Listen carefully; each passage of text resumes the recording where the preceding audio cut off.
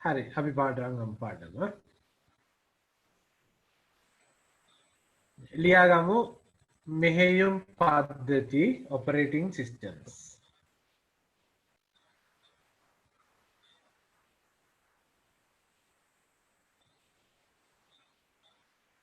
මම මේකේ මුල්ම ටික කරන්නේ නැහැ ඒ ටික කර කර හිටියොත් අපිට පාඩම කරන්න වෙන්නේ නැහැ අර සාමාන්‍ය ගණන් හදන්න ගන්න වෙන ටික කරනවා හරි මේ මම හිතන්නේ ඔයගොල්ලෝ ළඟ අර පොත තියෙනවා කාට හරි ඕනනම් O level පොත O level පොතේ බේසික් ටික තියෙනවා ඒ ටිකත් කියව ගන්න වෙනවා තව මේ අර විචාරගේ මහත්තයාගේ පොත තියෙනවා ඒකෙත් තියෙනවා මේ ඒ ටිකෙන් අර මූලික තියරි ටික ඉගෙන ගන්න මේ ගණන් හදන්න ඕනේ වෙන ටික අපි කරගෙන යමු මේවා සාමාන්‍යයෙන් පොතක් කියවලා තේරුම් ගන්න බෑ ගණන් හදන්න ඕනේ වෙන ටික ඒක නිසා අපි මේ ටික කරමු ලියාගම් මාතෘකාව මෙහෙයුම් පද්ධති operating systems අනිත් එක ඔයගොල්ලෝ මේ ක්ලාස් එක කරද්දී හැම වෙලේම ඩේට් එක දාගෙන වැඩ පටන් ගන්න මම මේවා වීඩියෝ කරලා YouTube එකට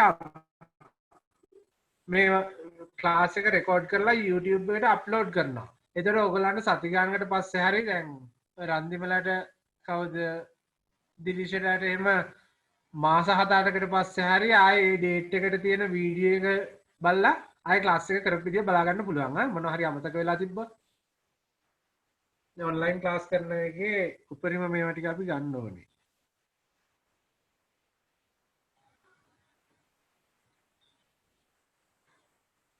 යමු. මෙහෙයුම්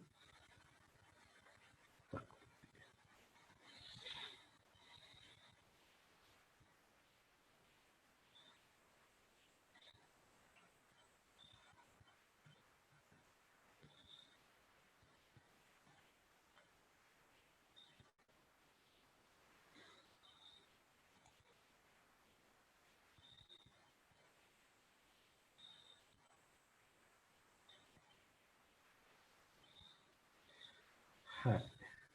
අපි අනුමාත්‍රිකාවක් ලියාගමු. ක්‍රියාවලියක් සහ වැඩසටහනක් process and program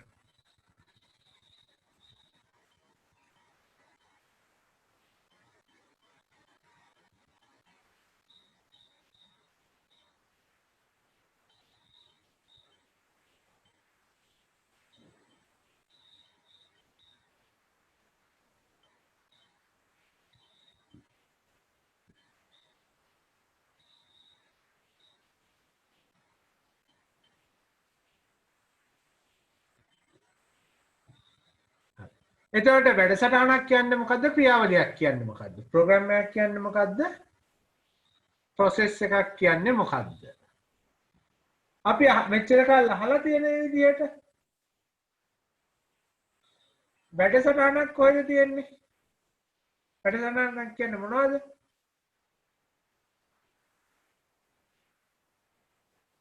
උපදේශ මාලාවක් නේ ලියාගමු වැඩසටහන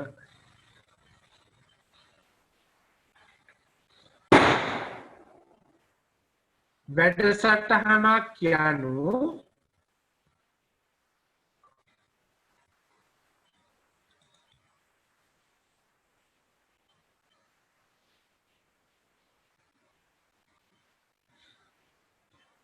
නියතව පවතින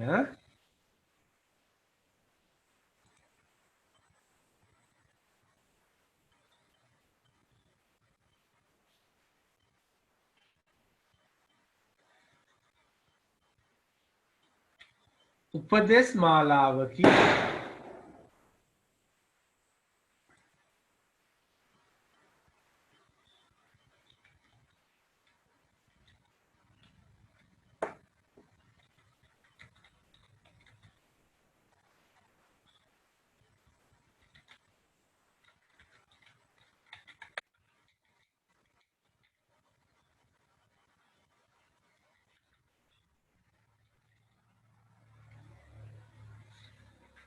නියතව කියන එක අයින් කරලා අපි ස්ථිතික උපදේශ මාලාවක් කියලා ගියාගමු.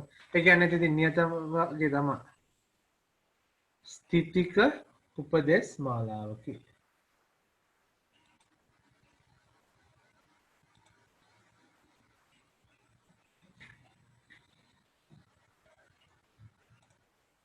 හරි.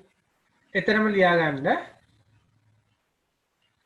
එතකොට වැඩසටහනක් කොහෙද තියෙන්න ඕනේ? ප්‍රෝග්‍රෑම් එකක් නම් වැඩසටහනක් ගබඩා වෙලා තියෙන්නේ ද්විතීක මතකේ හાર્ඩ් ඩිස්ක් එක හරි පෙන් ඩ්‍රයිව් එක හරි DVD එක හරි ඒ වගේ එක. ලියාගන්න මේ වැඩසටහනක් ද්විතීක ආචරණයක් තුල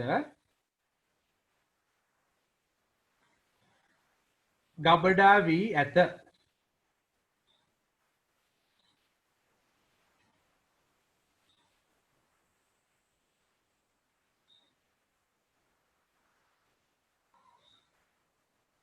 ඊළඟට ලියාගමු ක්‍රියාවලිය.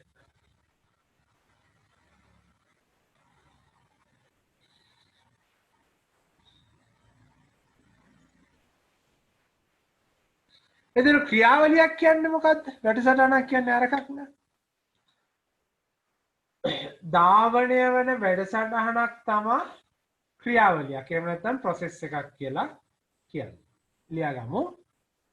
ධාවන තත්වයේ පවතින එහෙම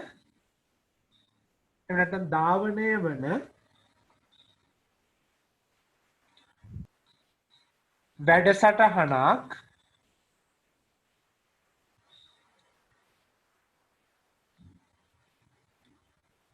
ක්‍රියාවලියක් ලෙස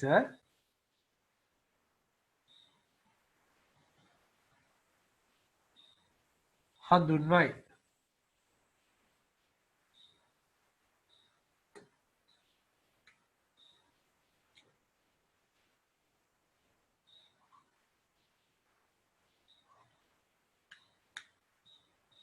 අපි මෙතන ලියමු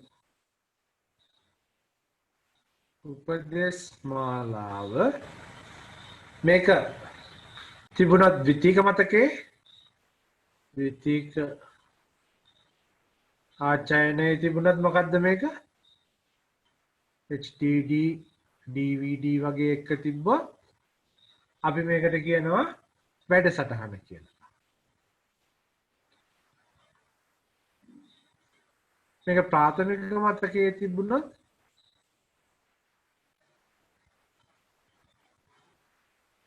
අපි කියනවා මේකට ක්‍රියාවලියක් කියලා.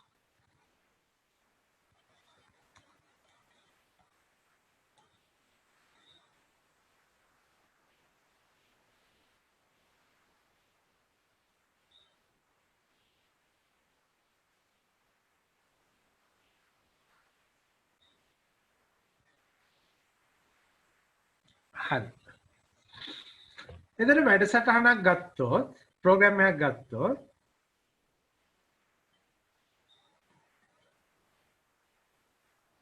ප්‍රෝග්‍රෑම් එකකට වැඩසටහනකට ක්‍රියාවලි කීපයක් තියෙන්න පුළුවන්. ඕනේ ගණන් තියෙන්න පුළුවන්. මෙයා P1 P2 P3 ඒ විදිහට ඕනේ තරම් ක්‍රියාවලි තියෙන්න පුළුවන්. P4 P5 ඕනේ එක වැඩසටහනකට ක්‍රියාවලි ගොඩක් තියෙන්න පුළුවන්. හරි. P කියන්නේ processor. P කියන්නේ process.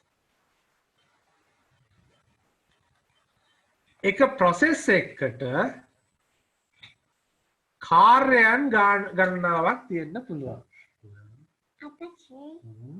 Thomas ever මෙයාට T1 T2 T3 එහෙම ඕනේ තරම් තියෙන්න පුළුවන්. මේ ඇවිල්ලා task.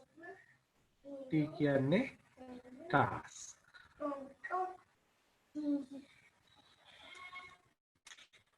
එතකොට තව ප්‍රෝග්‍රෑම් එකක් තිබුණා. මේක එක්ක තව ප්‍රෝග්‍රෑම් එකක් රන් වෙනවා. එහෙමනම් එයාගේ තියෙන්නේ මෙතන P1 P2 P3 වලට එනකන් ගත්තානේ. මෙයා පටන් ගන්න P4 P5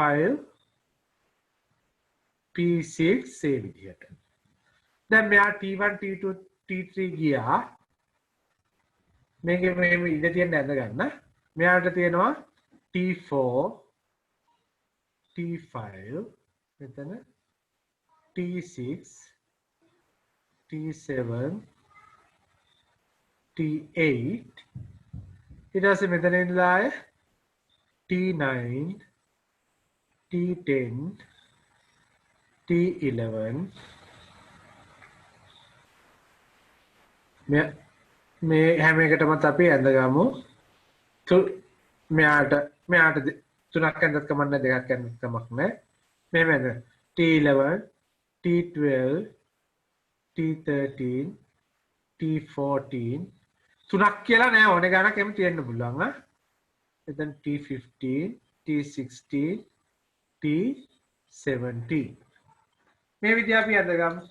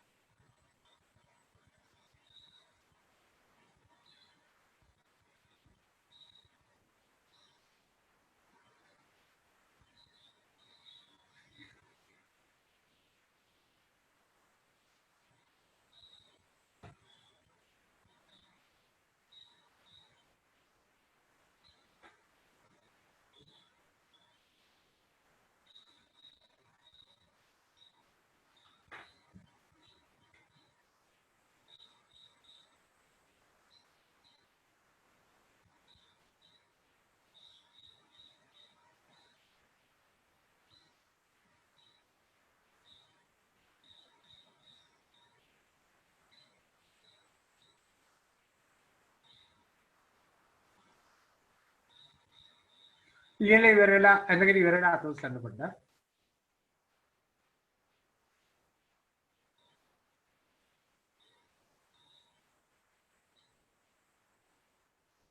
ඉක්කනයි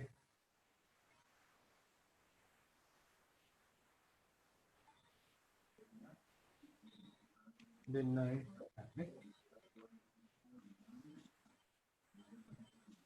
අනිත් අයත් ඉවරයි කියලා හිතනවා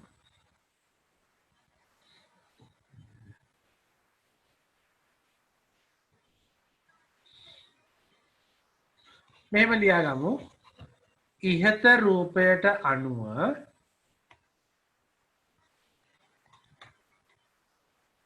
පොඩි තරුවක් දාලා හරි වෙන පාටකින් හරි ලියාගත්තත් කමක් නැහැ පේජ් එකක් ලියාගන්න යන්නේ එක් වැඩසටහනකට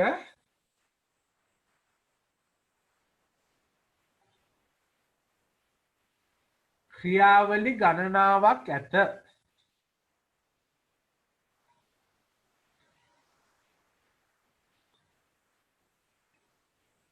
නමුත් ක්‍රියාවලියක් අයත් වන්නේ එක් වැඩසටහනකට පමණි.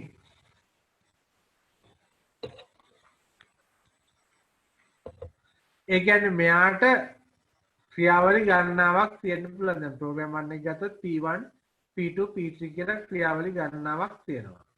හැබැයි මෙයා අයිති වෙන්නේ ප්‍රෝග්‍රෑම් 1 එකට විතරයි. ඒ විදිහමයි මේ දෙක ගත්තත් ක්‍රියාවලියකට ඊළඟ පේජේ ලියාගමු. ක්‍රියාවලියකට කාර්යයන් ගණනාවක් ඇත.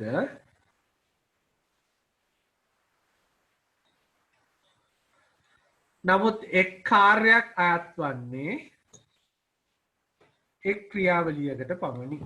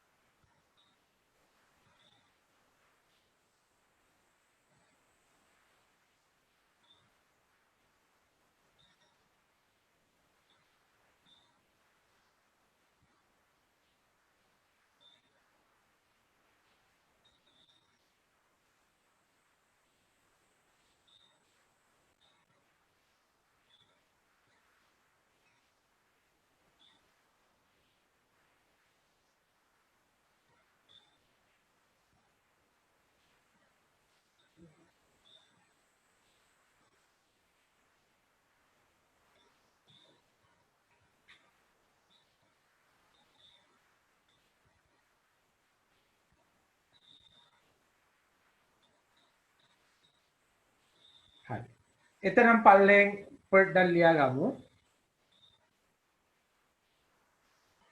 පොඩි අර ඩොට් එකක් දාලා ලියා ගත්තත් කමක් නැහැ. මේ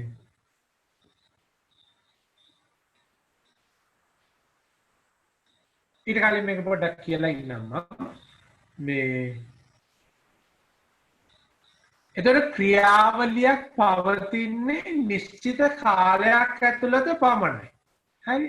මේ හැම ක්‍රියාවලියක්ම පවතින්නේ නිශ්චිත කාලයක් ඇතුළත පමණයි. P1 එක වෙලාවක් වෙනවා, P2 තව වෙලාවක් වෙනවා. සමහර වෙලාවට මේ එක සැරේ මේ තුනම ඕපන් කරලා තියෙන්න පුළුවන් මේ ප්‍රෝග්‍රෑම් එක. මේ ඒක අපි ලියාගෙන ඉමු. ක්‍රියාවලියක් පවතිනුයේ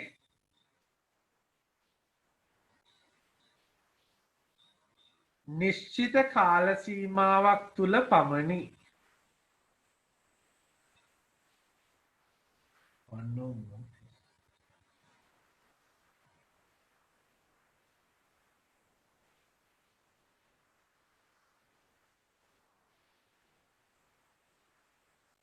එක් වැඩසටහනක් මගින් ක්‍රියාවලි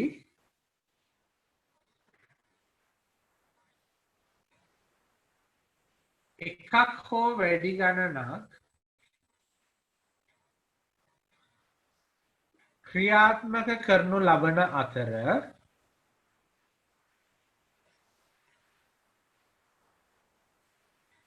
එක් එක් ක්‍රියාවලි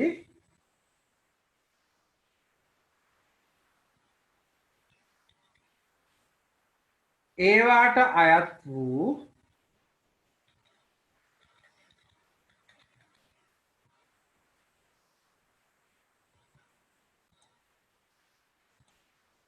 දත්ත සහ සම්පත් භාවිතා කරයි.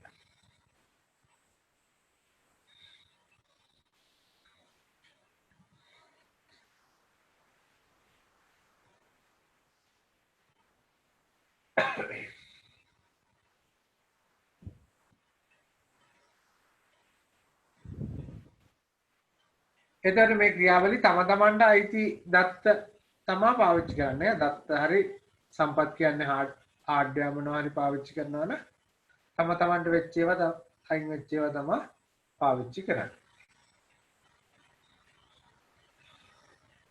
එතකොට ආයෙ ඩොට් එකක් දාලා ලියා ගමු.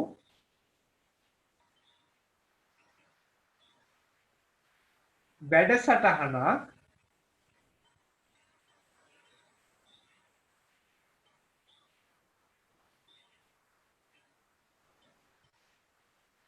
ද්විතීක මතකය තුල තැන්පත් වී ඇත.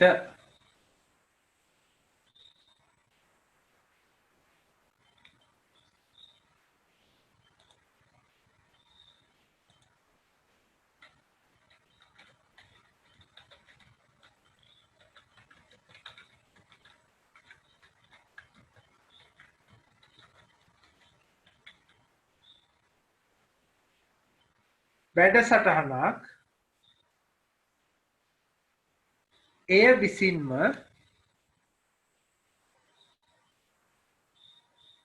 කිසිදු ක්‍රියාවක් නොකරයි.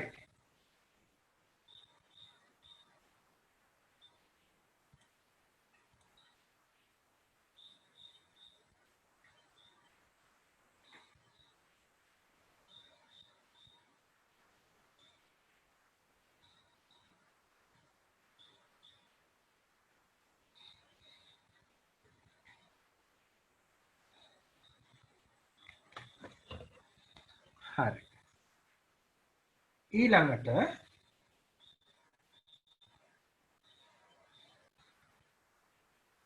අපි අනුමාත්‍රිකාවක් ලියාගමු. මේක ඉංග්‍රීසි වලින් ලියාගමු. process Gantt chart. Gantt chart එක ඔයගොල්ලෝ අහලා තියෙනවද කලින්? මොනවා හරි එකක් ප්ලෑන් කරද්දි, ෂෙඩියුල් කරද්දි ඒවා කොහොමද කාල පරාසෙත් එක්ක පාවිච්චි වෙන්නේ කියන එක තමයි Gantt chart එකකින් අපි ලියන්නේ. හරි. මේවා මම හිතන්නේ BM එහෙම කරන කවුරු හරි ඉන්නවා නම් මේවා අහුවෙන්න ඕනේ ගොඩක්. අපි මෙතන ක්‍රියාවලියක් ගත්තොත් නැත්නම් process එකක් මෙයා සාමාන්‍ය දේවල් තුනක් පාවිච්චි කරනවා. මොනවද?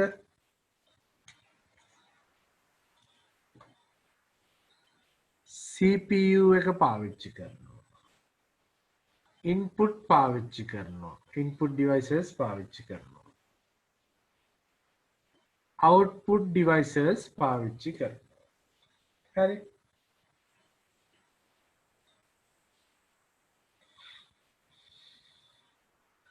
එතකොට මේවා වැඩ කරන නිශ්චිත වේග තියෙනවා. ඉන්පුට් එක කොච්චර විතර වේගකින් වැඩ කරනවද? තත්පරයකට cycles 40ක් විතර ඉන්පුට් එකෙන් එන්නේ. output එක ඒ තත්පරයකට 40ක් විතර එන්නේ. වට CPU එක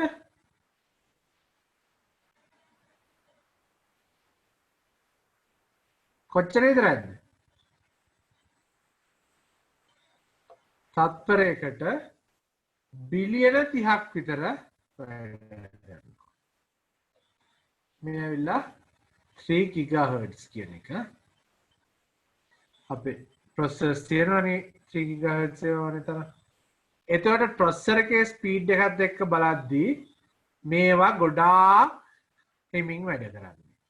මේකත් එක්ක බලද්දී හිතන්න බැරි තරම් හිමින් මේවා වැඩ කරන්නේ. අපි බලමු කොහොමද මේ Gantt chart එක අඳින්නේ කියලා. Gantt chart එක අඳින්න කියන්නේ අතරම Gantt chart එක අඳින්න නෙවෙයි අපිට මෙතන වෙන්නේ මොකද්ද කියන එක තේරුම් ගන්න ඕනේ.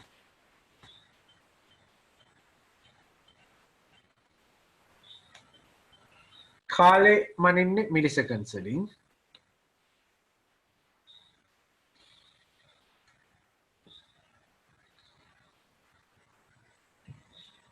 මේකේ රේඛා තුනක් ගමු අපි.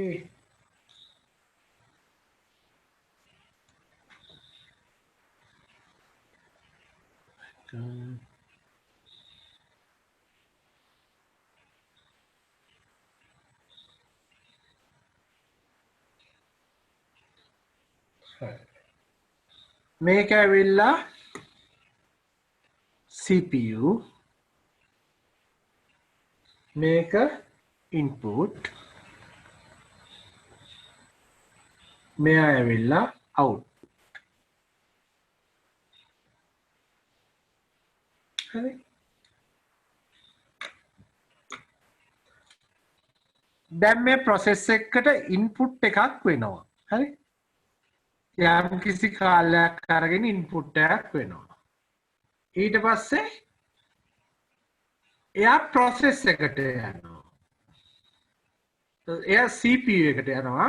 CPU එකේ ගත කරන කාලේ මීට සාපේක්ෂව ගොඩක් අඩු කාලයක් තමයි ගත කරන්නේ.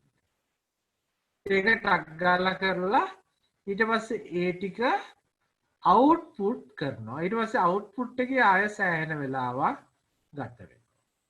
හරි. output ඉවර වුණාට පස්සේ ආයෙ සමහර විට මෙතෙන්ට යන්න පුළුවන්. මෙතෙන්ට යන්නත් පුළුවන්, මෙතෙන්ට යන්නත් පුළුවන්. එයාට මොනවා හරි input එකක් ඕන නම් මෙතෙන්ට යනවා. එයාට තව මොනවා හරි process කරන්න ඕන නම් මෙතෙන්ට යනවා. ආයෙ මෙහෙම process කරනවා.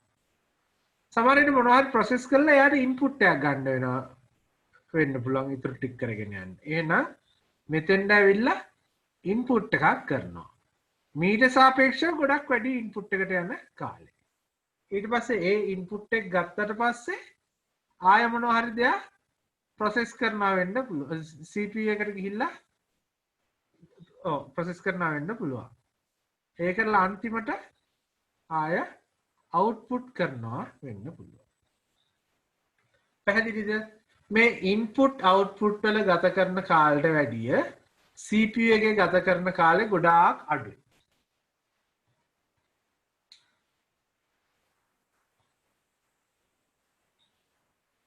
පැහැදිලිද?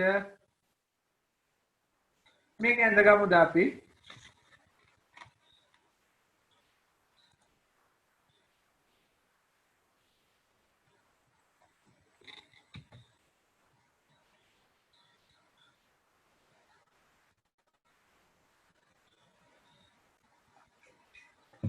මේකේ වැදගත්ම දේ මොකක්ද? මෙන්න මේ කාලවල වල CPU එක මොකද වෙලා තියෙන්නේ? මෙන්න මේ ටික මේවා මොකද CPU එකට වෙලා තියෙන්නේ? CPU එක පාවිච්චි වෙලා නැහැ. ඒ කියන්නේ CPU එකේ හැකියාව අපතේ තියෙන එක බේස්ඩ් වෙලා තියෙන අයිඩල් වෙලා. CPU එක පාවිච්චි වෙලා නැහැ. මෙන්න මේ ටිකේ CPU එක පාවිච්චි වෙලා නැහැ. ඒක තමයි වැදගත්ම මේ රූපේ.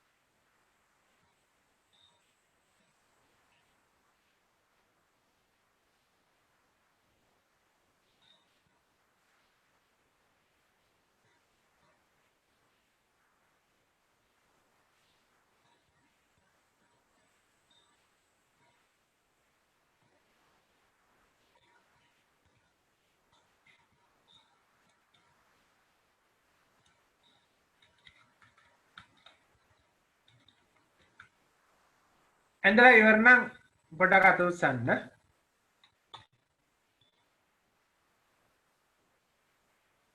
එක්කෙනයි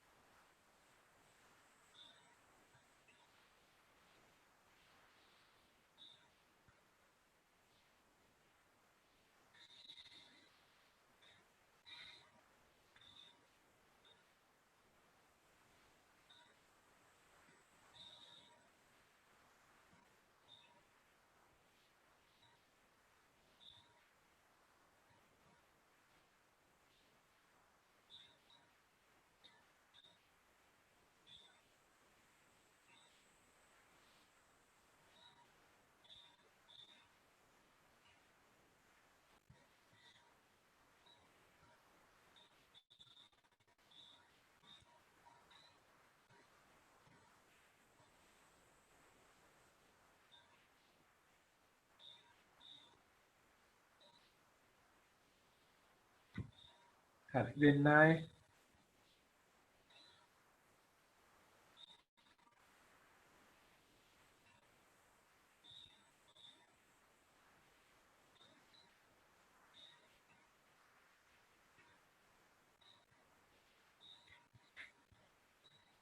හරි නේද? දෙපාර ඔක්කොම හරි.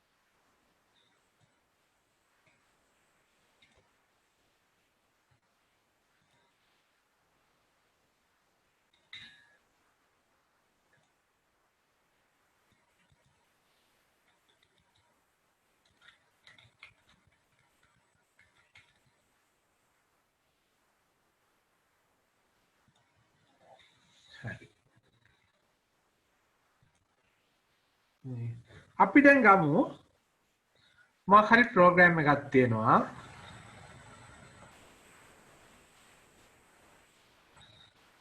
මෙයාගේ ප්‍රොසෙස් දෙකක් තියෙනවා හරි එකක් ගමු අපි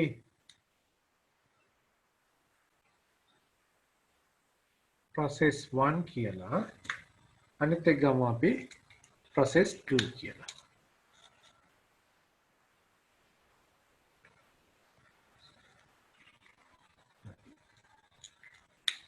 මේකට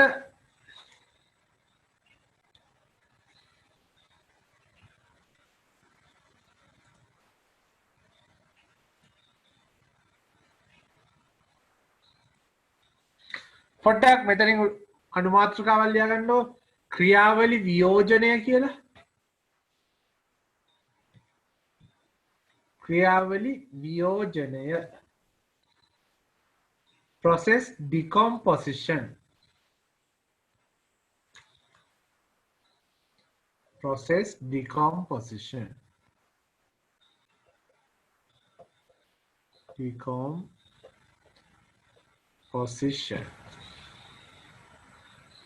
හරි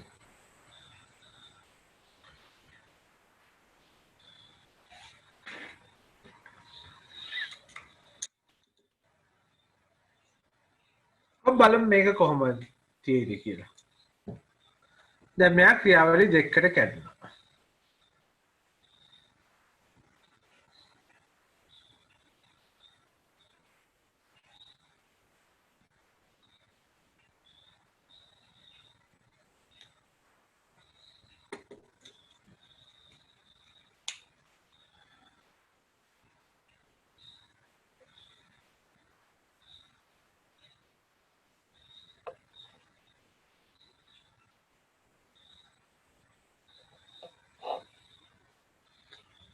හරි ඉස්සෙල්ලා වගේම මෙයා CPU මෙයා input මෙයා output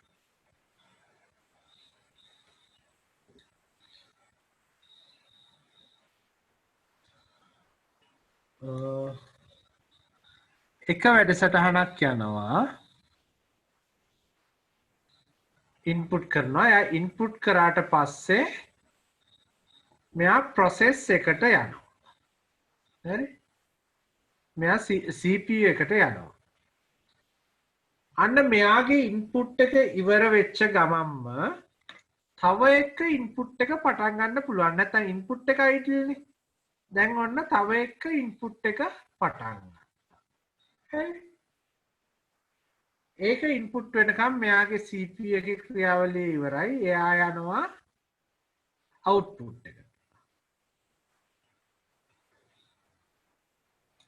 දැන් මෙයාගේ ඉන්පුට් එක මේ හරියෙන් ඉවර වෙනවා එයාත් යනවා process එකට හරි එයාගේ process එක දැන් යනවා මෙයාගේ process එක යන අතරතුරේ මෙයාගේ output එක ඉවර කරලා එයාට මොනවා හරි input කරගන්න තියෙනවා අන්න එහෙනම් input කරන්න input එකට ගියා එයා දැන් එයා input කරගන්නවා එයා input කරගන්න අතරේ මේ අනිත් process එක තියෙන්නේ මෙයාගේ දැන් මේක ඉවරයි CPU එකේ වැඩේ ඉවරයි එයා යනවා output එකට එයා output කරනවා හරි ඊට පස්සේ මෙයා මෙහෙම ගිහිල්ලා එයාගේ දැන් input ටික ආය අරන් ඉවරයි එයාට ආය යන්න පුළුවන් CPU එකට ගිහිල්ලා එයාගේ වැඩේ කරගන්නවා ඒ කරලා එයා CPU එකේ වැඩේ කරගන්නකම් මෙයාට ආය මොනවා හරි ඉන්පුට් කරගන්න එන්න පුළුවන් මේ හරියේ.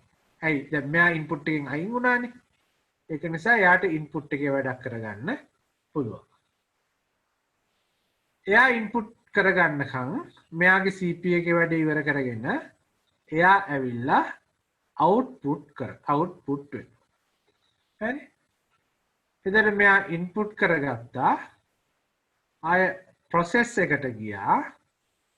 process එක ඉවර කරා එයාටත් දැන් ඒ ටික output කරන්න පුළුවන්. පැහැදිලිද?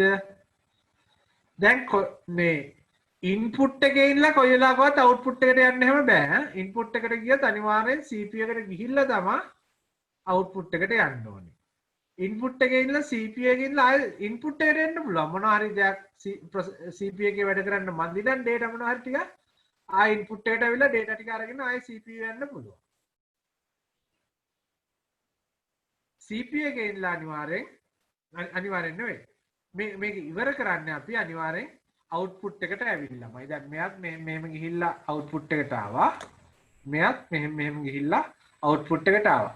දැන් බලන්න අර ඉස්සෙල්ලා idle වෙච්ච ටික ප්‍රොසෙසර් එක පාවිච්චි කරන්නේ නැති වෙච්ච ටික මෙයාගේ මෙච්චර ගොඩක් තිබුණා ප්‍රොසෙසර් එක පාවිච්චි කරන්නේ නැතුව.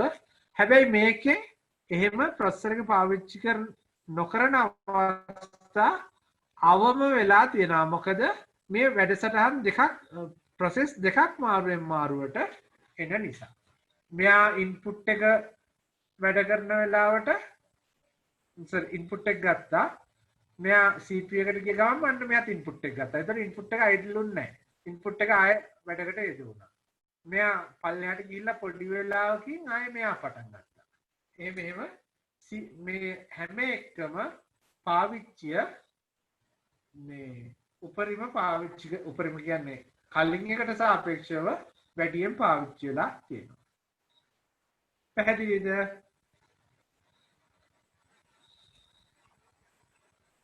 මේකත් අපි ඇද්ද ගමු. මම දැන් මේකට මාතෘකාවල් ලියවනේ. ක්‍රියාවලි මොනවද කිව්වේ? වියෝජනය.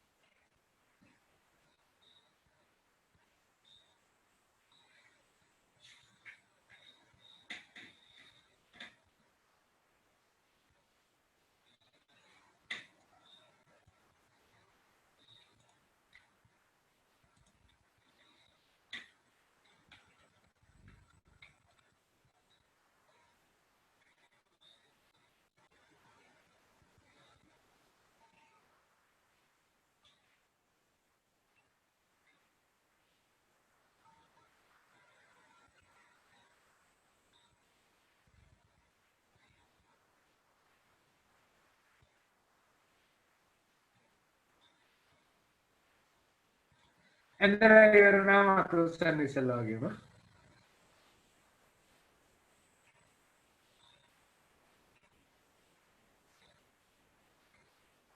මේක මෙහෙත් ms තමයි යන්නේ මිලිසෙකන්ඩ්ස්.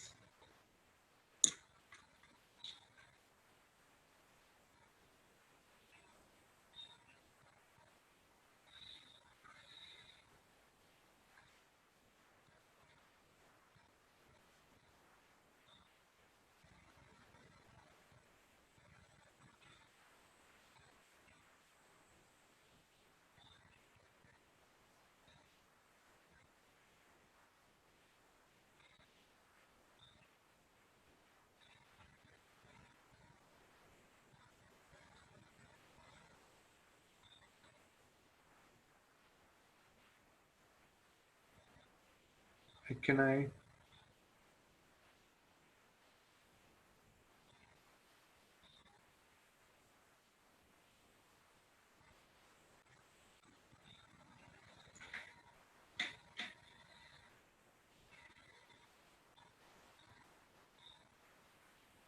ඔගොල්ලෝ සතිය දවසක් කවද්ද මට දෙන්නේ? බදාදා 12 පුළුවන්ද?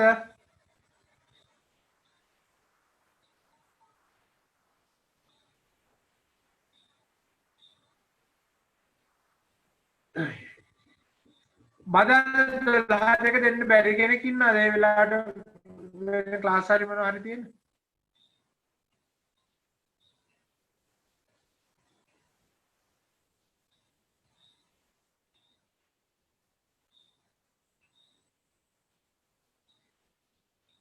කාට හරි ගැටලුවක් තියෙනවද බදාදා 12 එහෙනම් අපි මේ බදාදා 12ට කරමුද ක්ලාස් එක?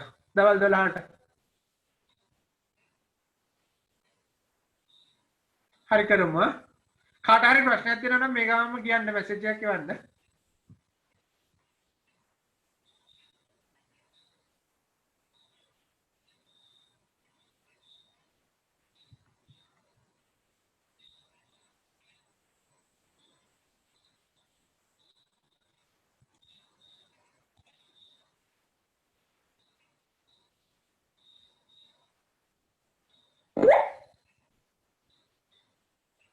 එක්කෙනෙක් මැසේජ් එකක් එවුවා පුළුවන් කියලා.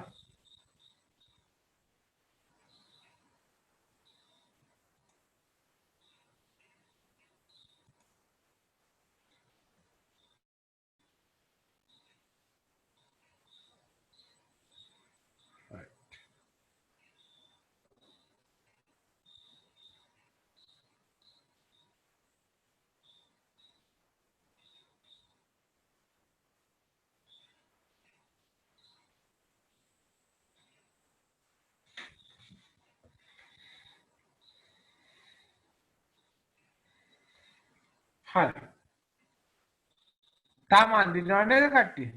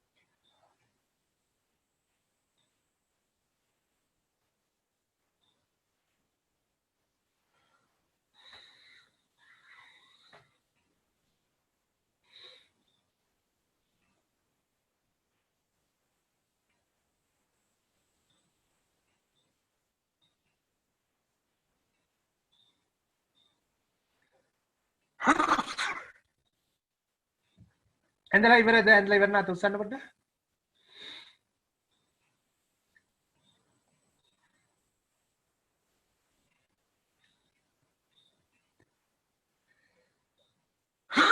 තුන් දෙනා. හරි නේද? එහෙනම් අපි ඉස්සරහට යමු. මේකට ප්‍රශ්නයක් ලියාගමු.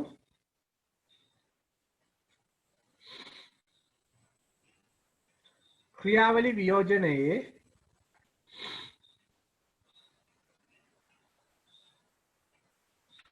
වාසි දෙකක් දක්වන්න.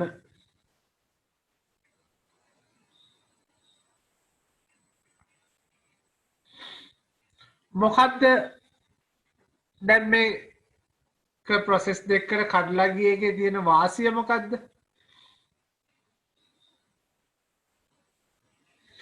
ප්‍රොසෙසර් එක පාවිච්චි වෙන එක ප්‍රශස්ත මට්ටමකට පත් වෙලා තියෙනවා නේ. ඒ කියන්නේ මෙහෙම දැන් මේ දෙක වෙනම ගත්තනම් කොහොමද වෙන්නේ?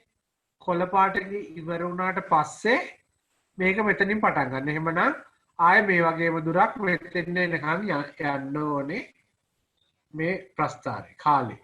හැබැයි එහෙම වෙලා නැහැ. මේක වියෝජනය කරලා ගත්ත ඉඳන් මේ වැඩ දෙකම එක වෙලාවේ වෙලා තියෙනවා මේ අමාරුවෙන් මාරුවට වැඩ කරද්දී. එතන පළවෙනි එක ලියා ගන්න. CPU හි භාවිතය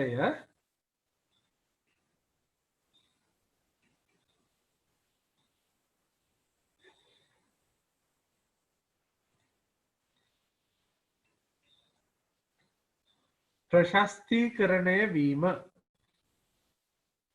කියන්නේ ඔප්ටිමයිස් වෙනවා කියන එක. පරාංග ඇතුලේ ඔප්ටිමයිස් කියලා ලියා ගන්න.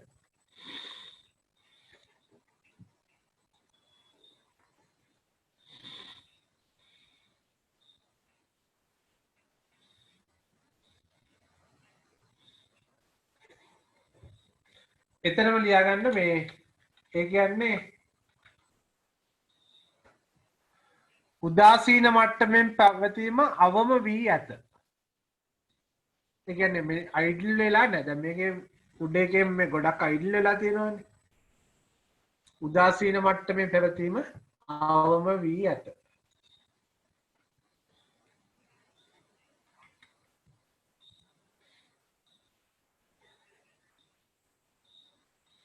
දෙවැනි පොයින්ට් එක තමයි කාර්ය නිම කිරීමට යන කාලය අවම වීම. ඉස්සෙල්ලා නම් මේ වගේ මේ වෙලාවයි මේක වෙලාවත් එකතු වෙන්න තිබ්බා. දැන් එහෙම වෙලා නැහැ. මේ වෙලාවකින් සම්පූර්ණ ජොබ්ස් දෙකම ඉවර කරලා තියෙනවා මෙයා.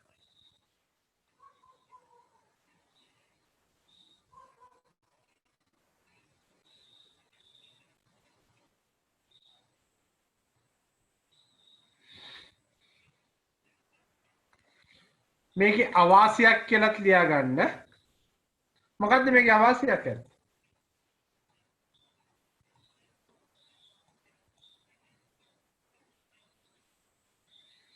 මෙහෙයුම් පද්ධතියෙහි සංකීර්ණතාවය වැඩිවීම. මෙහෙයුම් පද්ධතිය ගොඩාක් සංකීර්ණ වෙනවා මේවා මේව කරන්න. මෙහෙයුම් පද්ධතියෙහි සංකීර්ණතාවය ඉහළ යාම.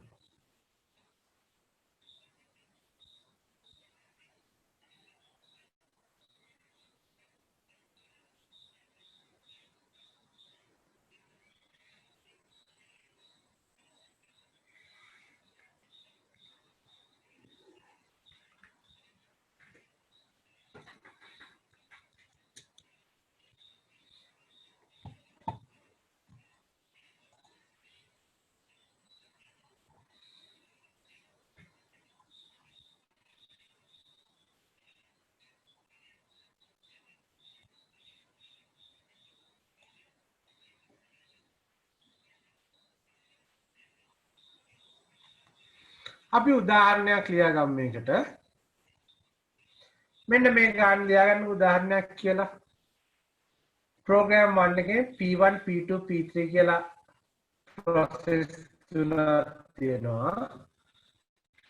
පළවෙනි process එක 8 KB, දෙවෙනි process එක 4 KB, තුන්වෙනි එහෙම P4 යනකම් තියෙනවා. මෙයා 3 KB.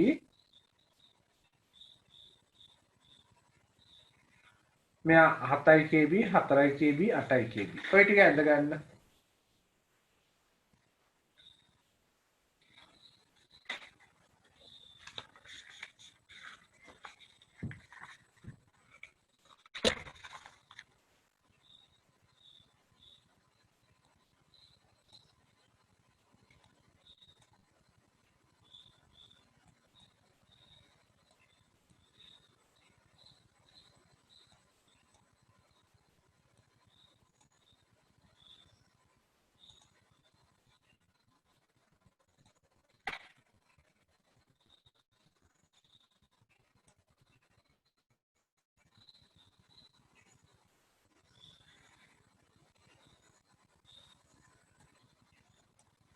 හරියට කියලා හිතනවා.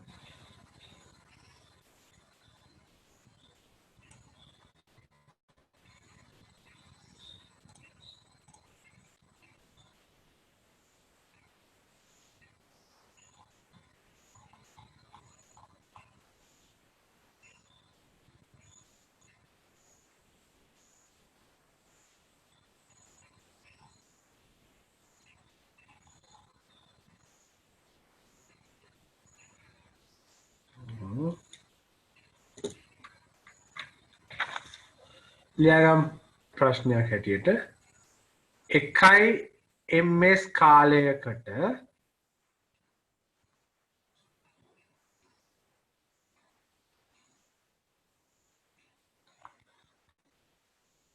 දෙකයි KB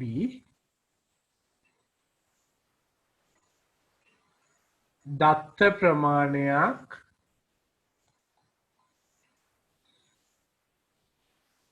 සැකසිය හැකි නම්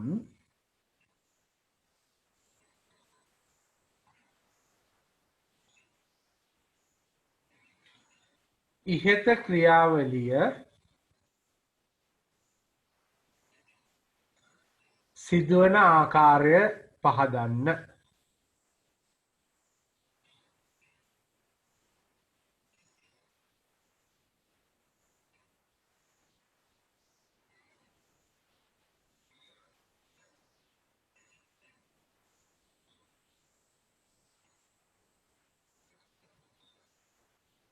වරහන් ඇතුලේ ලියාගන්න මතක ධාරිතාවය 10යි KB වේ. මතක ධාරිතාවය 10යි KB වේ.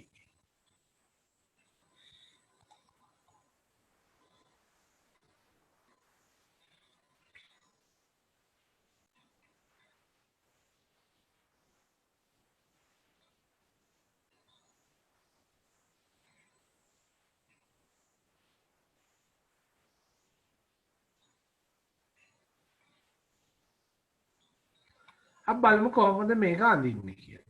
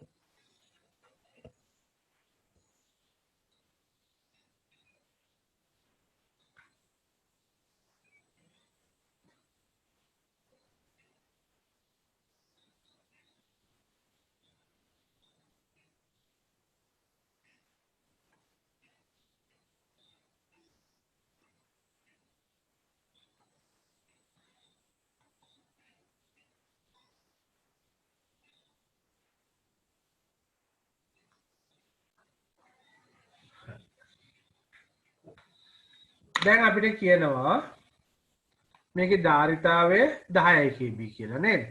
අපි 1 2යි KB කියලා ගමු 2 4 8 sorry මෙන්න මෙතෙන්දී 10ක් එනවා. 2 4 6 8 10. අපි මේ බිඳුව තත්පරේ මෙතනින් ලැබෙන බිඳුව තත්පරේ මෙතනින් මෙතෙන් එක පළවෙනි තත්පරේ මෙතනින් මෙතෙන් දෙවෙනි තත්පරේ එහෙමයි මේකේ කාලය ගන්න.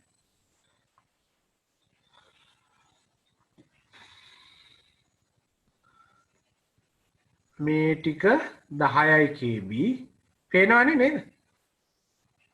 මෙතන උඩට තියෙනවා 10යි KB. අපේ මේකේ ධාරිතාවය කීයද P1 එකේ?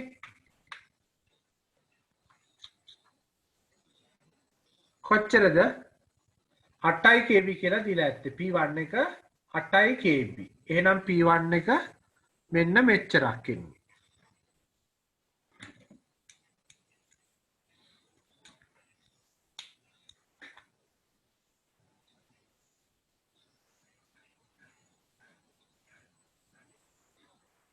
මේ ඇවිල්ලා P1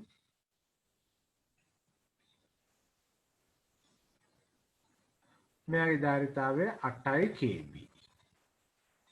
හරි. පළවෙනි තත්පර දැන් බිඳුවේ ඉඳලා පළවෙනි තත්පරයට යද්දී මෙයාට මොකද වෙන්නේ?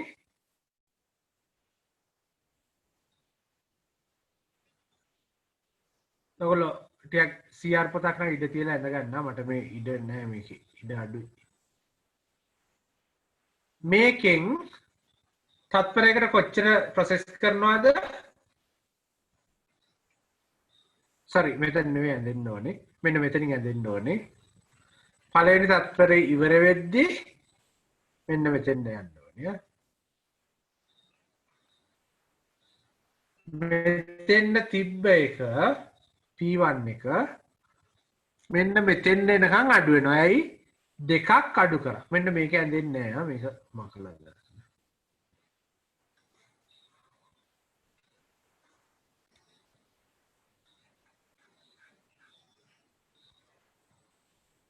දැන් මෙතන තියෙන්නේ 6යි KB. මෙතන තියෙන්නේ දැන් 6යි KBයි. පළවෙනි තත්පරය ඇතුළත මේකේ 2යි KB එකක් මේ ක්‍රියාත්මක වුණා. ක්‍රියාත්මක වෙලා ඉවර වුණා. දැන් P1 කියන process එක මෙතන ඉඳලා තිබුණා. හැබැයි පළවෙනි තත්පරය ඉවර වෙද්දී පළවෙනි තත්පරයක් ගත වෙද්දී මේකේ දෙකක් ඉවර වුණා. හරි. ඊට පස්සේ ඊළඟ තත්පරයට යද්දී දෙවෙනි තත්පරයට යද්දී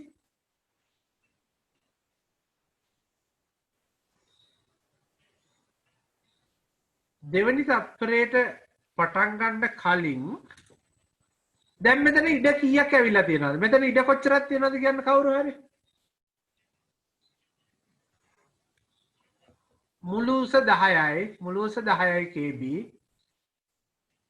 මේකේ තියෙන්නේ 6යි. දැන් අපිට ඉතුරු වෙලා තියෙන්නේ 6යි KB. එහෙනම් මෙතන 4යි KB තියෙන්න ඕනේ. අපේ දෙවනි ප්‍රොසෙස් එකේ ප්‍රමාණය කීයද? P2 එකේ 4යි KB. එහෙනම් ඒක මෙතෙන්ද දාගන්න පුළුවනි.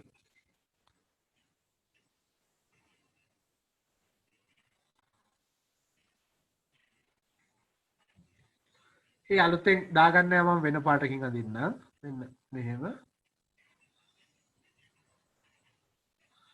මෙහෙම තියෙන එකට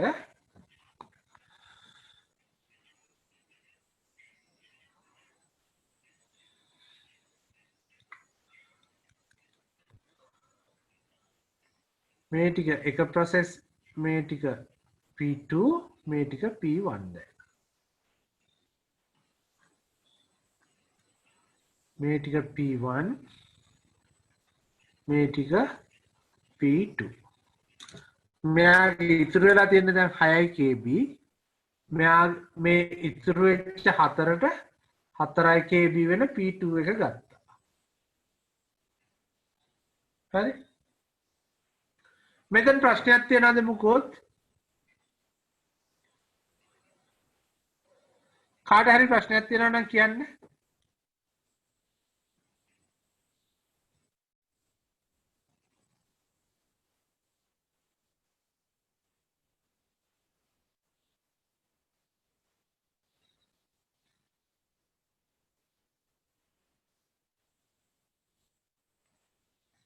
ඊළඟට දෙවනි තත්පරයට එද්දී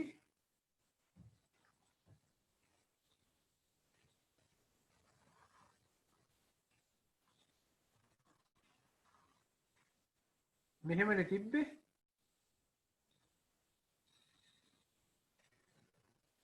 මෙයාගෙනුත් 2යි KB ඉවර වෙනවා. මෙයාගෙනුත් 2යි KB ඉවර වෙනවා. එකකින් විතරක් නෙවෙයි දෙකෙන්ම ඉවර වෙනවා.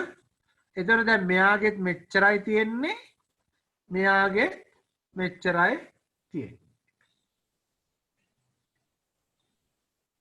මෙයාගෙනුත් ටිකක් ඉවර වුණා 2යි KB. මෙයාගෙනුත් ඉවර වුණා 2යි KB. එතකොට දැන් උඩ එක්කනාට තියෙනවා 4න් 2ක් ගියාම 2යි KB ඉතුරු එයාගේ. මෙතන 6න් 2ක් ගියාම 4යි KB ඉතුරුයි.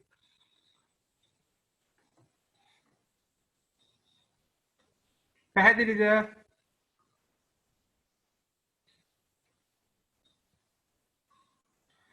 මේ එකකින් විතරක් නෙවෙයි දෙකෙන්ම 2යි KB ගානේ අඩු වෙනවා. හරි? දැන් ඊළඟ තුන්වෙනි තත්පරයට යද්දී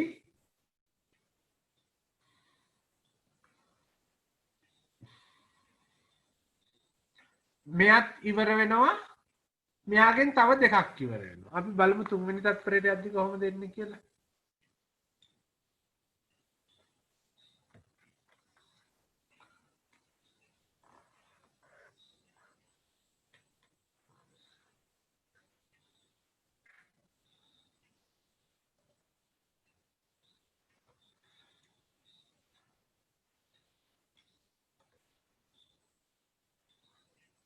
තුන්වෙනි තත්පරයට යද්දී P2 එක සම්පූර්ණයෙන් ඉවරයි. P1 එක මොකද වෙන්නේ? P1 එක යන්න තාම තියෙනවා කොච්චරද? 2යි KB ඉවර වෙනවා. ඊළඟ එකේදී මෙයාගේ 2යි KB ඉවර වෙලා මේක සම්පූර්ණයෙන් හිස් වෙනවා. මෙයාගේ 2යි KB ඉතුරු වෙනවා. පැහැදිලිද? ඊළඟ එකට යද්දී මෙන්න මේ ඉඩ සම්පූර්ණයෙන් අරගෙන අපේ ඊළඟ එකේ කැපැසිටි එක තියෙන්නේ 6යි KB නේ. එහෙමනම් ඊළඟ පටන් ගන්න කලින් මේ 6යි KB මේක ඇතුළට දාගන්නවා.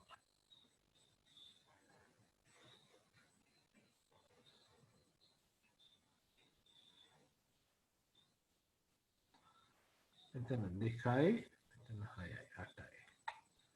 මෙතන 2යි KB මෙතන 6යි KB. මේ තියෙන්නේ P1 එකේ ඉතුරු වෙලා තියෙන ටික තාම P1 එකේ ඉතුරු ටික මෙතන දැන් අලුතෙන් P3 එක දාගන්න. පැහැදිලිද? මේකේ ප්‍රශ්නයක් තියෙනවද කාට හරි?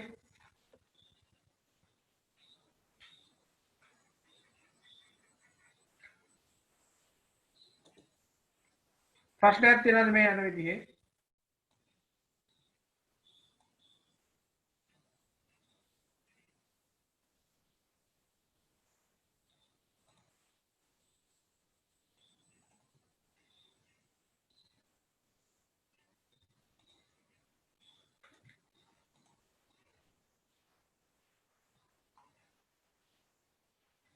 මෙන්න මේක අපි ඇඳ ගන්න බලමු. මේ බිඳුව තත්පරයේදී මෙතන මේක 10යි KB මේකේ උස. ඒකෙන් 8යි KB පිරෙනවා P1 එකෙන්. මේ process 1 එක. මෙතන තියෙන්නේ P1 කියලා. ඊළඟට බිඳුව තත්පරය ඉවරලා පළවෙනි තත්පරයට යද්දී මේකෙන් 2යි KB ඉවර වෙනවා. මේ 8යි KB එකෙන් 2යි KB ඉවර වෙලා 6යි KB වලටපත් වෙනවා. හරි? ඒත් P1 එක විතරයි තියෙන්නේ. ඒක ඉඩ ආවා විතරයි මේ පළවෙනි තත්පරේදීම. ඊළඟ ප්‍රොසෙස් එක 4යි KB නේ. ඒ 4යි KB එකත් අලුතෙන් ඇතුළට දාගන්නවා. හරි? ඊළඟට 4යි KB ඊළඟ දෙවෙනි තත්පරයට යද්දී 4යි KB එකෙනුත් 2යි KB අඩු වෙනවා. 6යි KB එකෙනුත් 2යි KB අඩු වෙනවා. එතකොට මෙතන තියෙන්නේ 6න් 2ක් අඩු වුණාම 4යි ඉතුරු වෙන්නේ. 4න් 2ක් අඩු වුණාම 2යි ඉතුරු වෙන්නේ. මේ ඇවිල්ලා P1 එක process 1 එක මේ ඇවිල්ලා process 2 එක. හරි? ඊළඟට මේකේ ආය අලුතෙන් එකතු වෙන්න ඉඩක් නැහැ. ඒක ඉන්න තුන්වෙනි තත්පරයට යනවා. තුන්වෙනි තත්පරයේදී මේක සම්පූර්ණයෙන් ඉවර වෙනවා. මේකේ තව දෙකක් ඉවර වෙලා 2යි KB විතරක් ඉතුරු වෙනවා. හරි?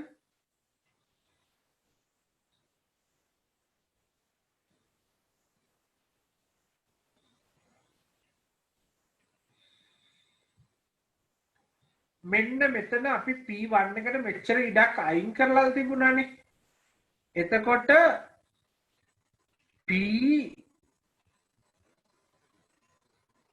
P2 එක ඇතුළට එන්න මේ අයින් කරලා තිබ්බ ඉඩ අඩු කරන්න ඕනේ. මේ මෙතෙන් අයින් වෙලා තිබ්බ ඉඩ අඩු කරන්න ඕනේ. මෙතෙන්දිත් ඒ වගේමයි මේකට මෙච්චර ඉඩක් අයින් වෙලා තිබ්බා. මේකේ මේ 6KB එක දාන්න නම් මේක ආයේ මෙතෙන් එනකන් අඩු කරන්න ඕනේ. මේ හිස් තියෙන ඉඩ ටික අයින් කරන්න ඕනේ. ඒකට අපි කියනවා memory compaction කියලා.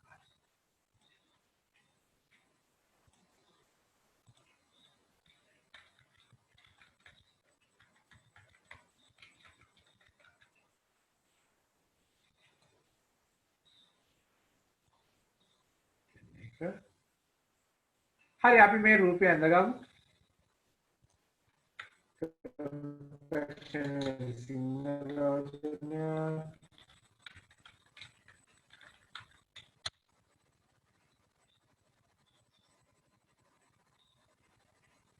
සම්පින්ඩනය. මතක සම්පින්ඩනය කියලා කියන්න පුළුවන්.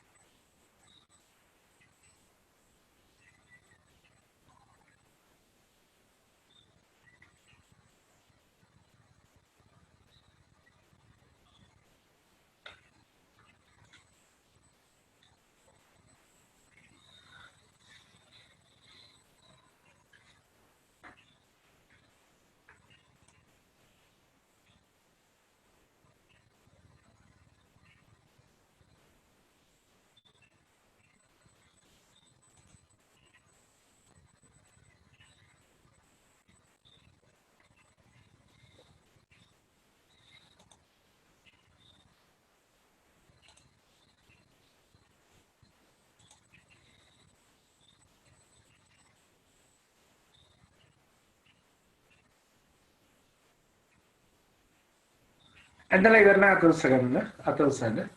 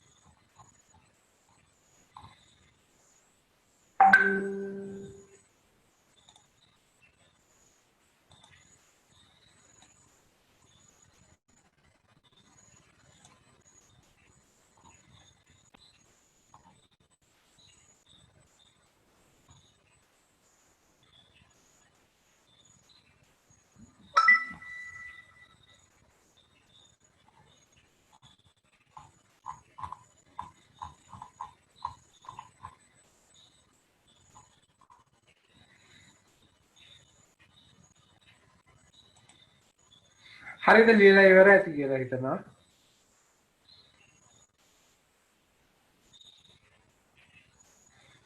හරි.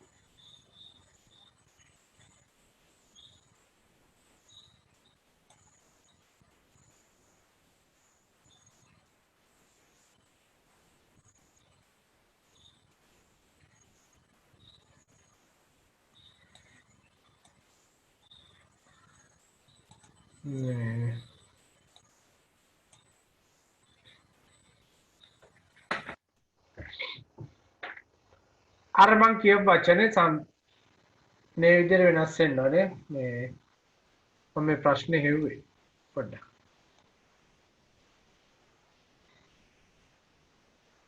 මෙන්න මේක ලියාගන්න 2011 මේ ප්‍රශ්නේ ලියාගන්න. මතක කළමනාකරණයේදී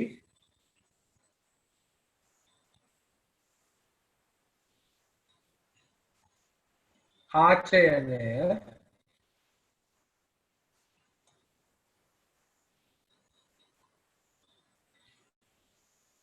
සුසංහිතකරණය වරහන් ඇතුළේ ස්ටෝරේජ් කම්පැක්ෂන් අවශ්‍ය වන්නේ මන්දයි කෙටියෙන් පැහැදිලි කරන්න.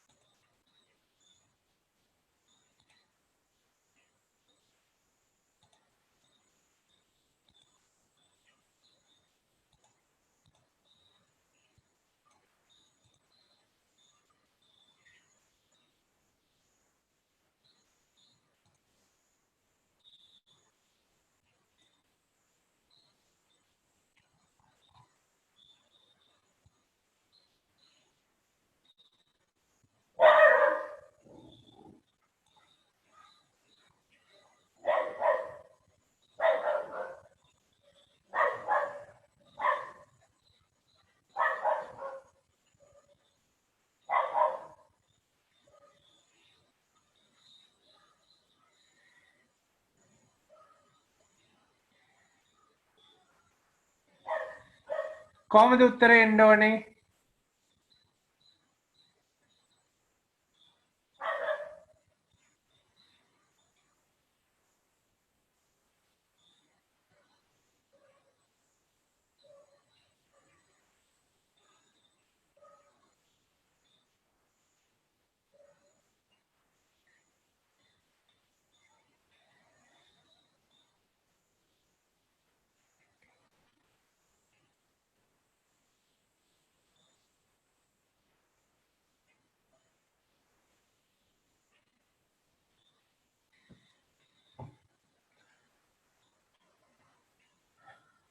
ආචයනයේ සියලුම භාවිතා කළ කොටස්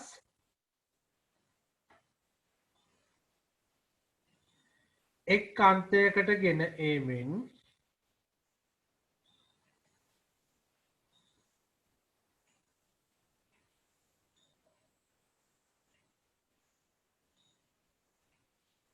භාවිතා නොකළ කොටස sorry වඩා වැඩි ඉඩක් සහිත භාවිතා නොකළ කොටසක් සාදා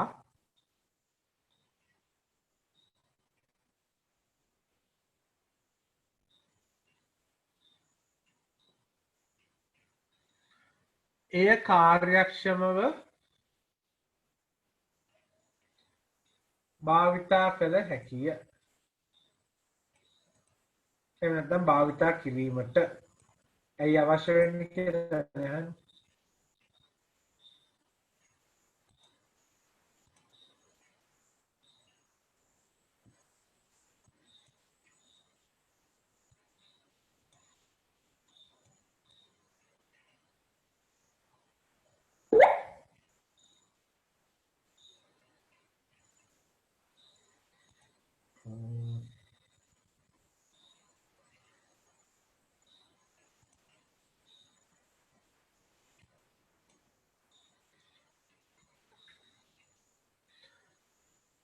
ආචය කොහොමද මම කිව්වේ ආචයනයෙන් භාවිතා කළ කොටස් සියල්ලම එක් අන්තයකට ගෙන කියලාද කිව්වේ? ආචයනයෙන් භාවිතා කළ කොටස් සියල්ල එක් අන්තයකට ගැනීමෙන්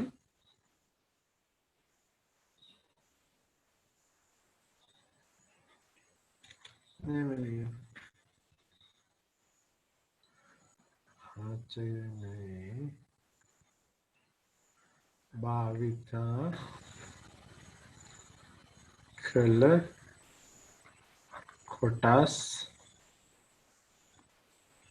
සියල්ල එක් අන්තයකට ගැනීමෙන් භාවිතා නොකළ කොටස් වලින් වැඩි ඉඩක් සාදා එය කාර්යක්ෂමව ප්‍රයෝජනයට ගැනීමට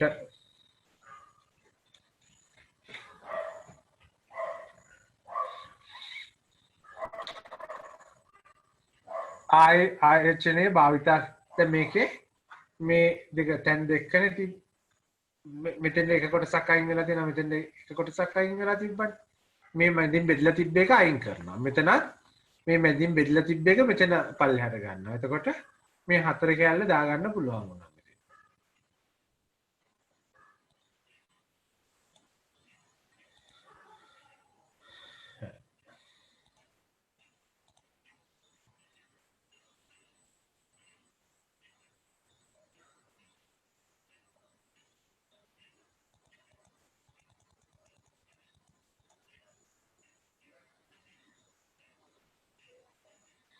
ලියාගම අනුමාත්‍රිකාවක් ක්‍රියාවලියක ආරම්භය සහ අවසානය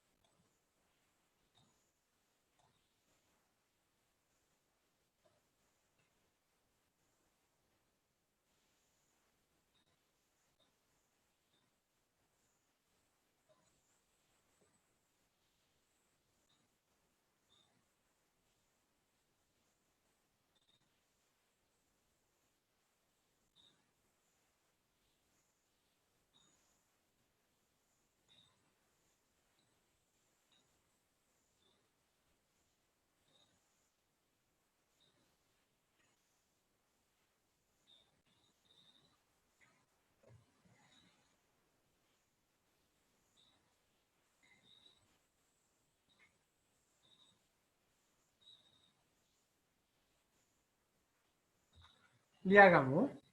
අපි අනුමාතිකාවල් ලියාගත්ත නේද? ක්‍රියාවලියක් ආරම්භ කිරීම හා අවසන් කිරීම.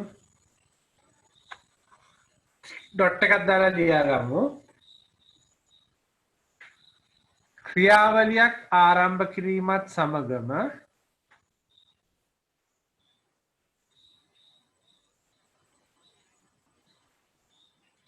මෙහෙයුම් පද්ධතිය මගින්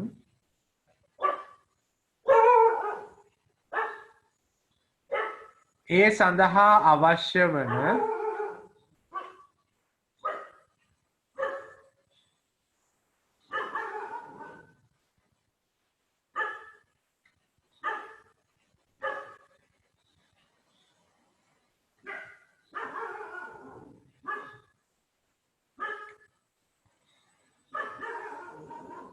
මතකය සහ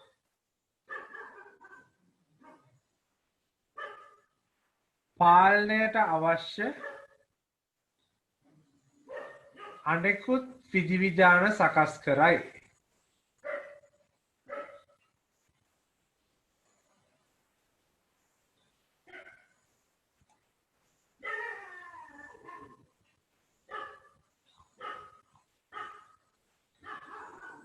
ආයෙ පොඩි ඩොට් එකක් දාලා ලියමු. ක්‍රියාවලියක් අවසන් වීමට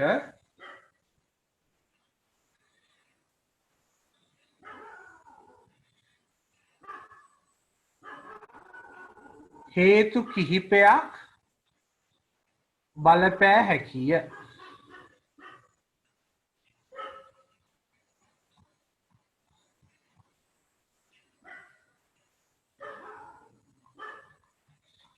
කොහොමද ක්‍රියාවලියක් අවසන් වෙන්නේ? අපි ක්‍රියාවලිය ටික බලන්නේ කොහොමද?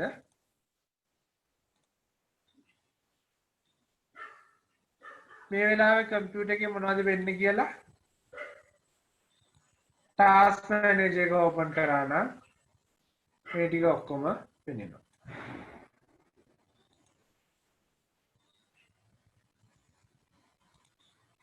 හරි? මේ වෙලාවේ රන් වෙන ප්‍රෝග්‍රෑම්ස් ඔක්කොම ටික පෙනෙනවා.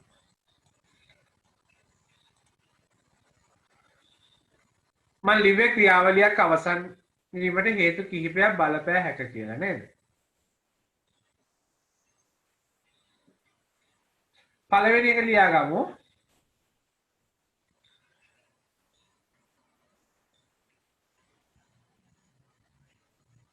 උපදේශ මාලාව සම්පූර්ණ කිරීමෙන් අනතුරුව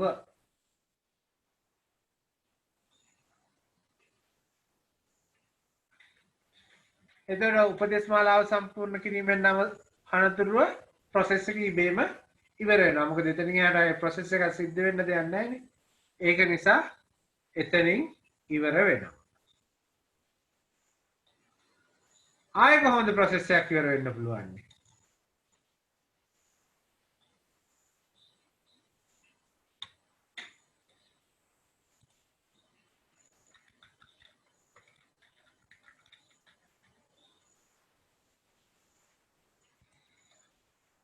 පරිශීලකයා විසින්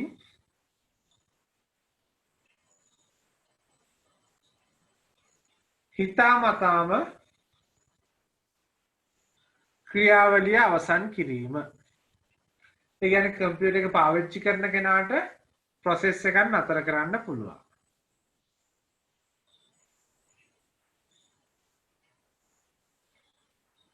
උදාහරණයක් ලියගන්න. එතන වරහන් ලියගන්න. උදාහරණ කියලා Windows පරිගණකයක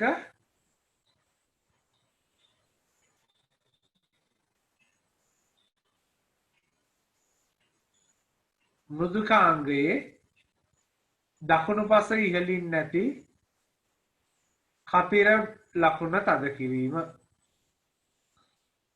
ඒ කියන්නේ අපි ක්ලෝස් බටන් එක කියන්නේ ක්ලෝස් කිරීම කියලා ගන්නත් පුළුවන්.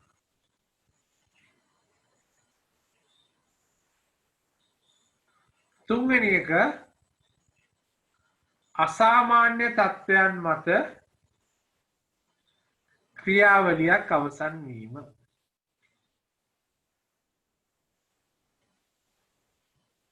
ඔන්න ඔය හේතු තුනෙන් තමයි සාමාන්‍ය ප්‍රොසෙස් එක අවසන් වෙන්නේ.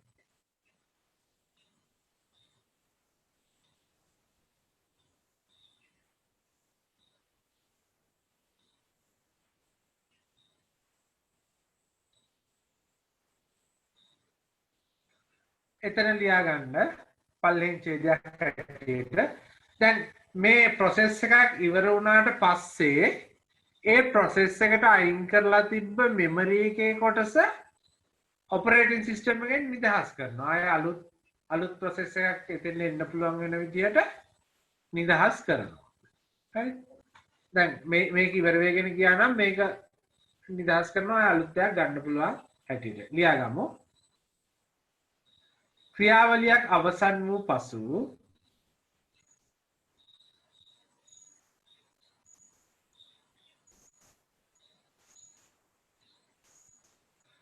ඒ සඳහා වෙන් කර තිබූ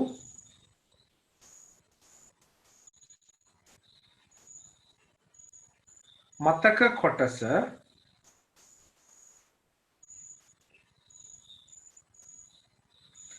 මෙහෙයුම් පද්ධතිය මගින්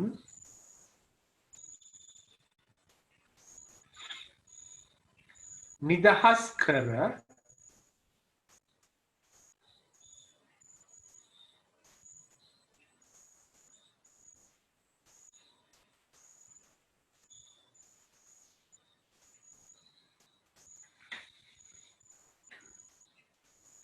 නව ක්‍රියාවලියකට අවතීර්ණ වීමට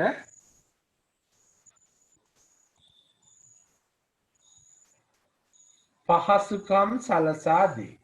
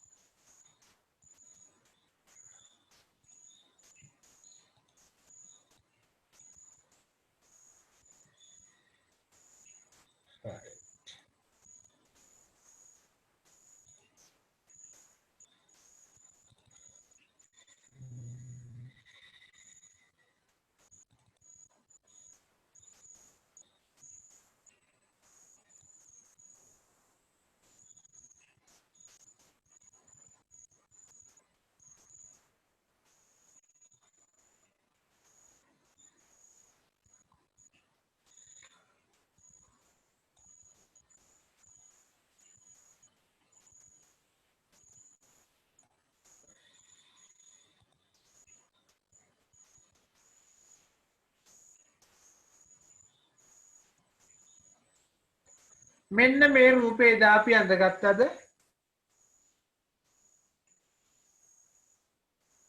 එන්න මම ෂෙයා කරන්න. මට මතක හැටියට මේක ඇඳගත්තා. ඇඳගත්තේ නැති කවුරු හරි ඉන්නවද?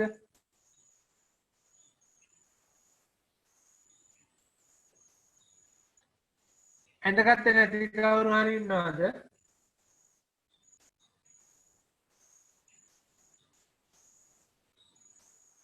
එක්කෙනායි දිලිෂ විතරද ඉන්නේ? දිලිෂ මේක මෙහෙම තියදී ස්ක්‍රීන්ෂොට් එකක් ගන්න පුළුවන්ද ඔයාලට?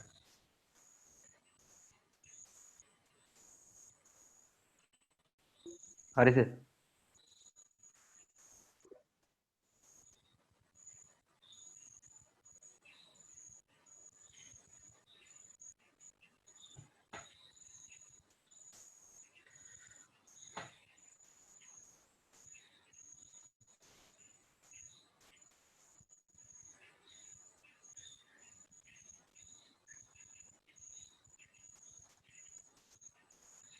හරිනේ. right.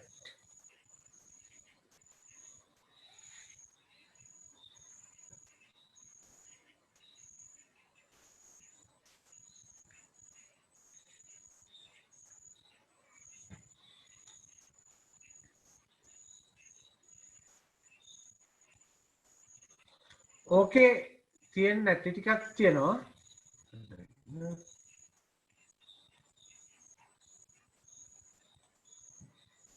හරි.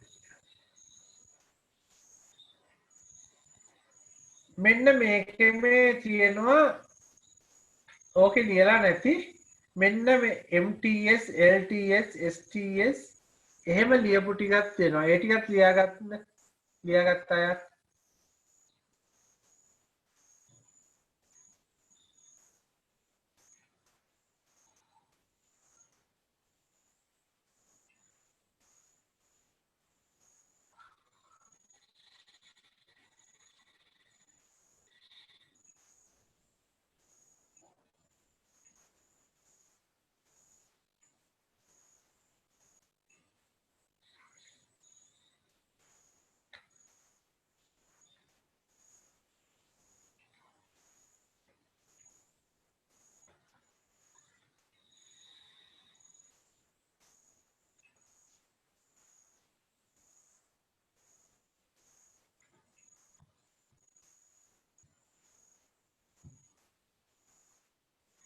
මෙතන MTS එකක් තියෙනවා මෙතන MTS එකක් තියෙනවා මෙතන LTS එකක් තියෙනවා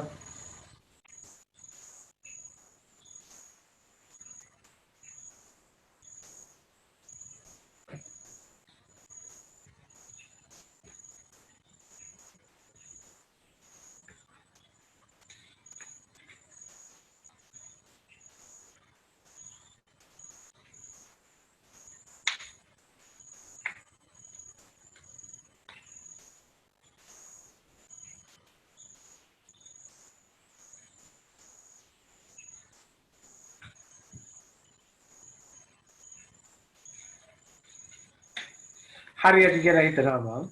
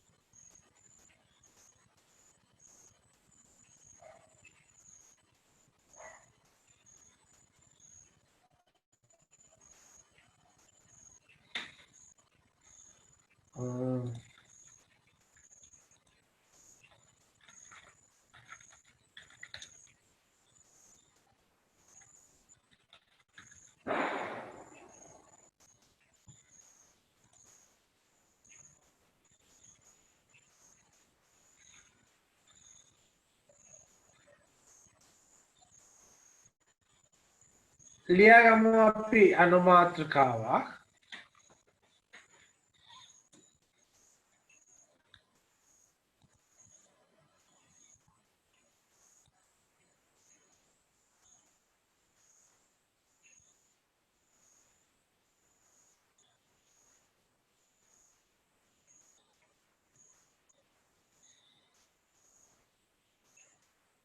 නියාමකරණ වර්ග නියාමකරණ වර්ග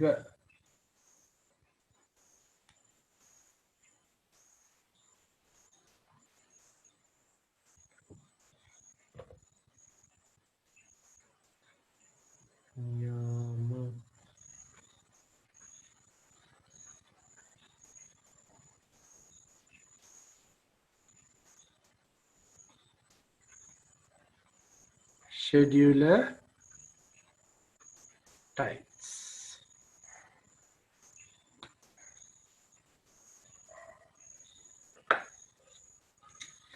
පළවෙනි එක තමයි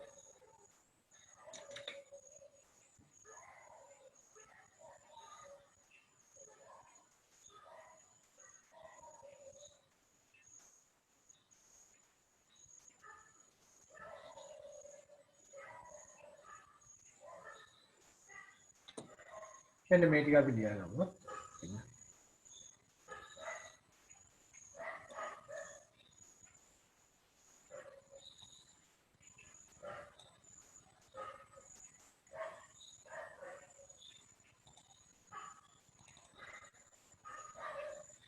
ඒ ටික තමාර අපි ලිව්වේ LTS MTS එහෙම අර ලියාගත්තේ මෙන්න මේ ටික.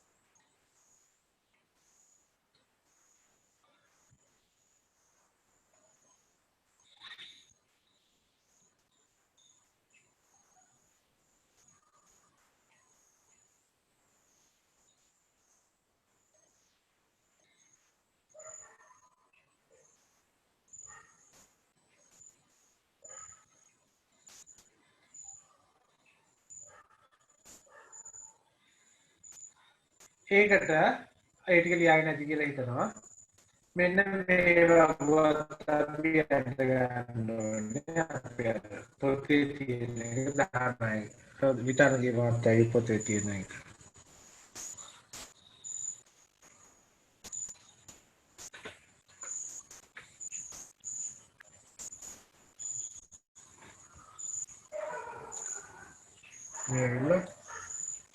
මේ LTS මේ ඇවිල්ලා STS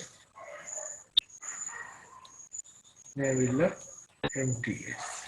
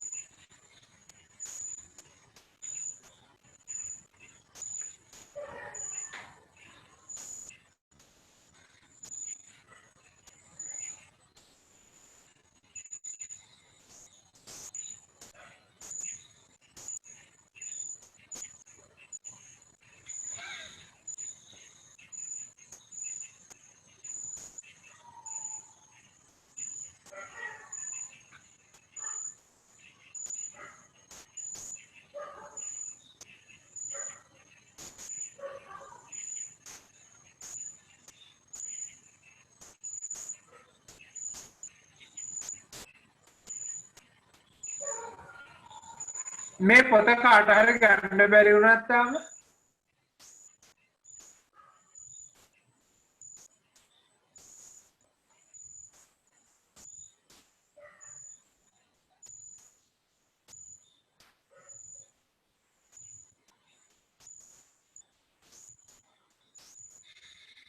දිලීෂයි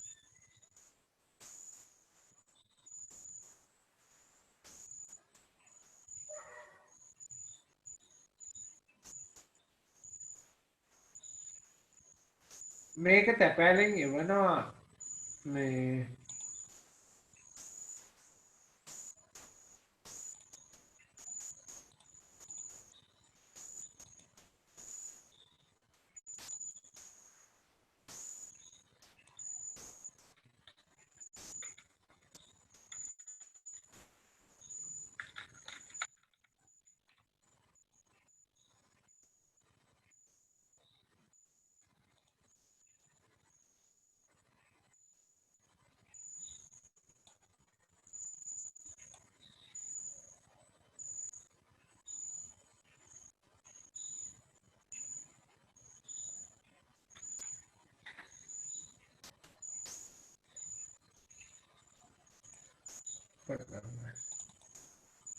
මේ sitanage.com සයිට් එකට ගියාම මේකේ තියෙනවා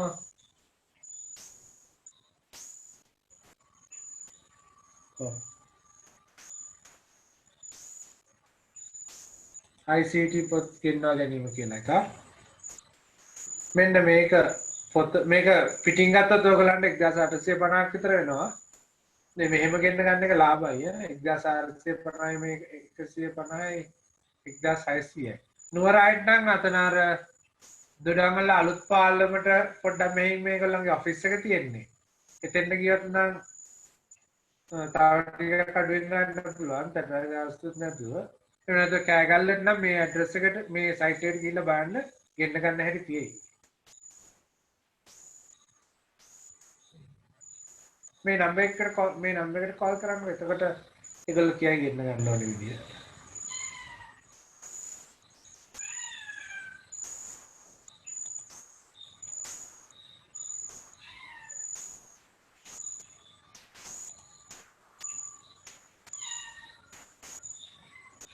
හරි මේ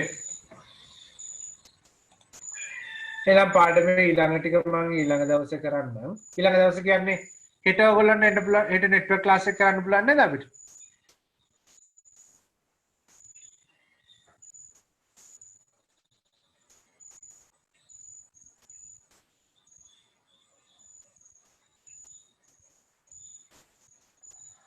කවුද දිලීෂ රන්දිම ඔයගොල්ලෝ ඉස්කෝලේ යන්නේ නැහැ නේ මේ දවස්වලනේ?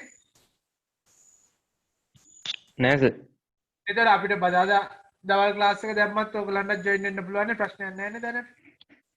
පුළුවන් සර්. හරි. එහෙනම් අපි මේකේ ඉතුරු ටික බදාදා දවල් කරමු. බදාදා දවල් කීයද කතාවනේ 12ට නේද? බදාදා දවල් 12ට කරමු.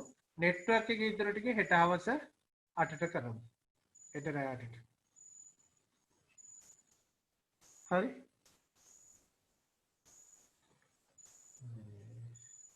අද කරපු ටික මොකද? අද නම් ගොඩක් තියරි කරන ගණන් එහෙම හදන්න ගියේ නෑ. ඊළඟ සතියේ අපිට මේකේ අර තියෙනවා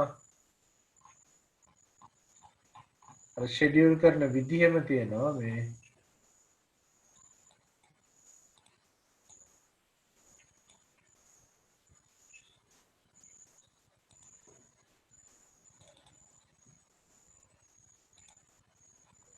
මේ වෙලාවල් හැම දීලා අපිට වේටිං ටයිම් එහෙම හොයන්න තියෙනවා.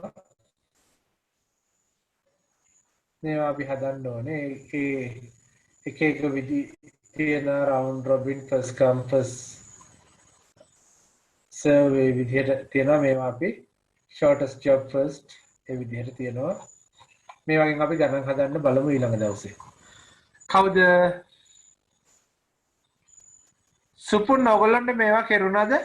සුපුන්ටයි තව කවුද හිටියේ පරණ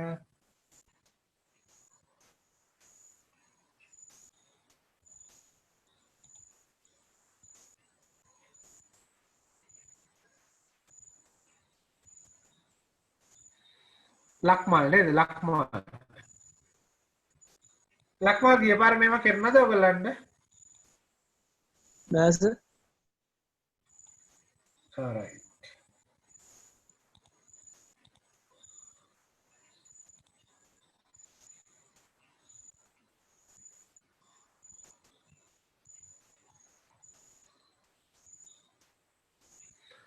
සුබන් මේ 7ට පටන් ගමු කියලා මැසේජ් එකක් කියලා තිබ්බා. මේ 7ට පටන් ගන්න බෑ මගේ කලින් ක්ලාස් එක ඉවර වෙන්නේ 7ට. එතකොට පොඩි බ්‍රේක් එකක් ඕනේ මටත් වොෂ් එකක් එහෙම දාගෙන කැම එහෙම කාලා පටන් ගන්න. ඒකයි 8 කිව්වේ මම. හරි සර්. අපි එන 8ට පටන් ගමු. හරි සර්. හරි. එහෙනම් අදට ක්ලාස් එක ඉවර කරමු.